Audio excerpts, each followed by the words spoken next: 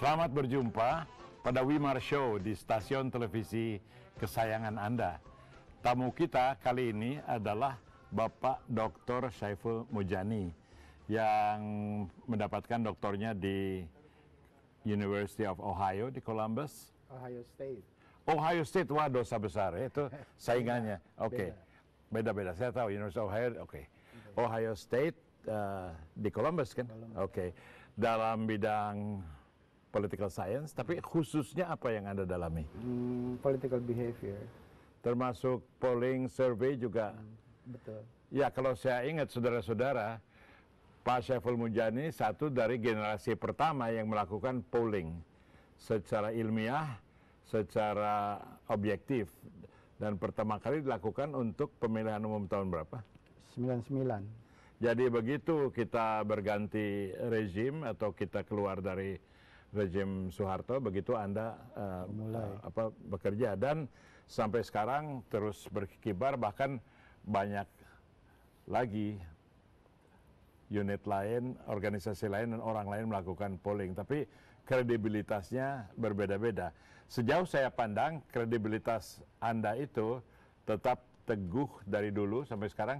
Apa rahasianya? Tidak dapat serangan macam-macam. Rahasia, tidak ada rahasia. Kita konsisten saja dengan prosedur kerja dari survei itu. Kalau kita konsisten, dikritik apapun, kita konsisten dengan itu, kita punya pegangan. Dan itu yang membuat kita bisa menjaga, seperti Bung Wimar sebut tadi, kredibilitas. Yang membuat saya jadi teringat untuk mengundang Anda di sini adalah karyanya yang terakhir yang masih berjalan, yaitu survei calon presiden kita, yang juga dirangkum dalam majalah dan website Indonesia 2014 ya.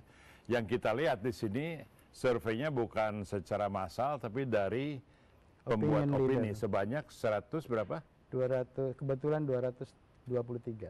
Itu ada masalah objektivitas atau representasi nggak dalam memilih sekian banyak pemimpin opini itu? Populasi kita adalah opinion leader, jadi orang yang biasa diminta pendapatnya oleh berbagai media. Satu, kedua, orangnya itu harus doktor.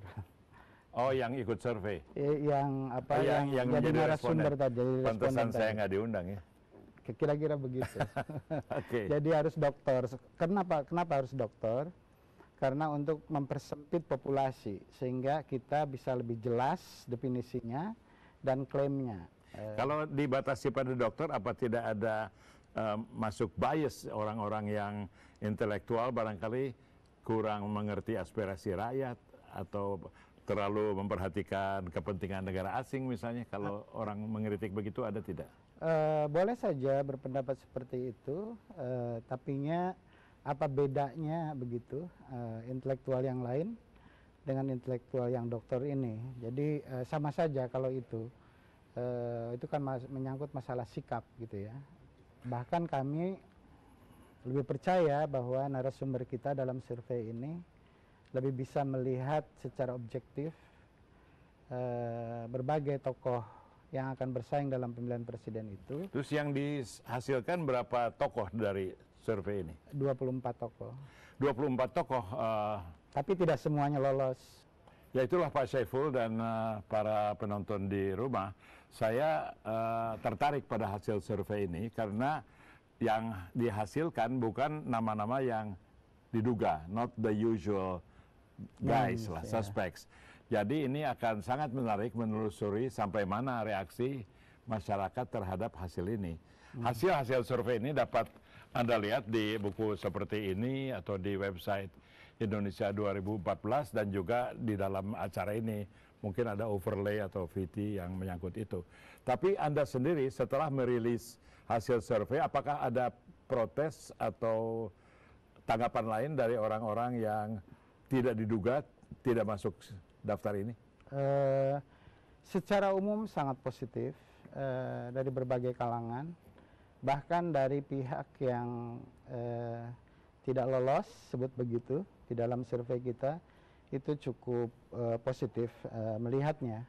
Jadi luar biasa tanggapannya. Tentu saja ada 1-2 begitu yang ingin bertanya lebih jauh kenapa ini terjadi. Misalnya ada yang mengklaim ini kan bukan survei massa nasional.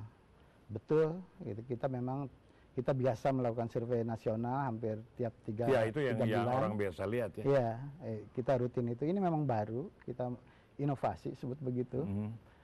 Kita sebutnya ini bagian dari pendidikan politik.